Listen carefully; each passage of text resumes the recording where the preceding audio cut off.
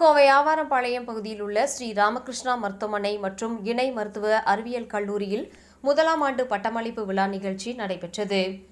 கோவை ஆவாரம்பாளையம் பகுதியில் ஸ்ரீ ராமகிருஷ்ணா மருத்துவமனை மற்றும் இணை மருத்துவ அறிவியல் கல்லூரி செயல்பட்டு வருகின்றது.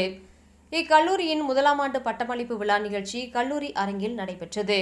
இந்த விழாவில் கங்கா மருத்துவமனையின் தலைவரும் பிளாஸ்டிக் அறுவை சிகிச்சை தீக்காயங்கள் மற்றும் அறுவை சிகிச்சை துறை தலைவருமான மருத்துவர் ராஜசபாபதி மற்றும் எஸ்என்ஆர் சன்ஸ் அறக்கட்டளையின் நிர்வாக அரங்காவலர் சுந்தர் ஆகியோர் இணைந்து மாணவ மாணவியர்களுக்கு பட்டங்களை வழங்கினர்.